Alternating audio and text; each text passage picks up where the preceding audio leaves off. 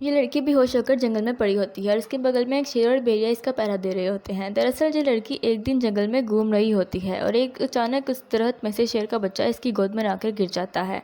वो शेर के बच्चे को देखकर बहुत हैरान होती है और फैसला करती है कि इसको अपने साथ घर ले जाएगी। घर ले जाकर वो शेर के बच्चे को सोफे पर लिटा देती है। अचानक उसे एक चीख की आवाज़ सुनाई देती है।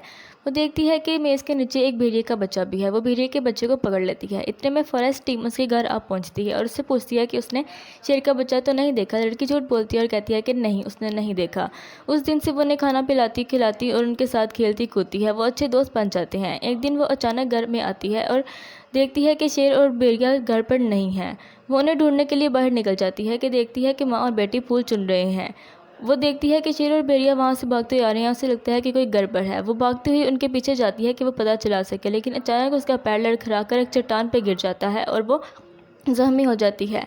शेर और भेड़िया उसके पास आकर उसे ये लड़की अपना हाथ इस दरिया में डालती है कि इस दरिया का तमाम पानी हिलने लगता है और बहुत सारी मछलियाँ उस लड़की के हाथ को पकड़ लेती हैं। वो उनको बाहर खींचने की कोशिश करती है कि वह तमाम तर मछलियाँ एक लड़की की शक्ल में बदल जाती हैं।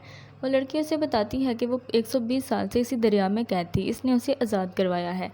ये कहकर वो लड़की वहाँ से गायब हो जाती है। तभी एक दरख्त के पीछे से बहुत बड़ा पंछी निकल कर आता है और तमाम लोग उससे डर कर भाग जाते हैं। मगर ये लड़की नहीं भागती क्योंकि वो इसको पहचान लेती है और ये इसका दोस्त होता है। तभी एक लड़का दौड़ता हुआ पीछे से आता है और एक चमकती हुई तलवार उसके परिंदे को मार देता है और वो परिंदे का जिस्म जलकर राख हो जाता है। ये लड़की अपने जिस्म में से एक ड्रैगन निकालती है और वो ड्रैगन आग से बड़ा हुआ होता है। वो उस लड़की पे हमला करने के लिए दौड़ता है, मगर वो लड़की इस ड्रैगन के वार से बच निकलती है। तभी बाहर से बहुत सारी शहद की मक्खियाँ आती हैं और इस ड्रैगन पर हमला करती हैं और ड्रैगन को जला देती हैं। जैसे ही ड्रैगन जल रहा होता है, लड़की के जिस्म से भी जान निकल रही होती है, मगर वो लड़की उसको ये आदमी इस पंछी को एक दाना खिलाता है और वो दाना जादुई होता है। दाना खाते ही पंछी को अपने शरीर में एक हरकत महसूस होना शुरू हो जाती है। वो अपने पंख फड़फड़ाने लगता है और उसको अपने आप में काबू नहीं रहता। उसका जिसामत बड़ी से बड़ी होती जाती है और जल्द ही वो एक इंसानी शक्ल और इंसानी जिस्म में ढल जाता है। अब वो पंछी नहीं रहता, एक इंसान बन जाता है। ये लड़का हर वक्त कोल्ड ड्रिंक पीता है, मगर ये नहीं जानता था कि इसकी ये आदत इसकी जान बचा सकती है, क्योंकि सिटी का तमाम तर पानी एक वायरस में तब्दील हो चुका था। जो इस पानी को पीता है वो ज़ुम्बी में तब्दील हो जाता है। ये आदमी पानी पीता है और साथ ही इसके दांत और आंखें ग्रीन हो जाती हैं और इसको इसके जिस्म पर काबू नहीं रहता। वो दौड़कर अपनी बीवी की तरफ जाता है और अपनी बीवी को भी एक ज़ुम्बी में तब्दील कर देता है। सिर्फ यही नहीं, जो लोग भी पानी पीता है वो ज़ुम्बी में तब्दील हो जाता और शहर के आम इंसानों की तरफ भागता।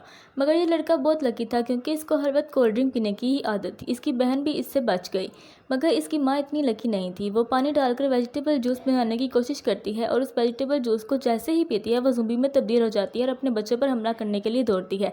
मगर ये लड़का अपनी माँ को वॉशरूम में बंद कर देता है और अगले दिन जब उसको खाना देने जाता है तो उसकी छोटी बहन उसके पीछे पीछे आ जाती है।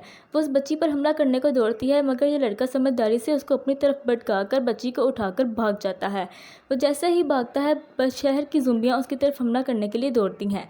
वो मरने ही वाला होता है कि एक आदमी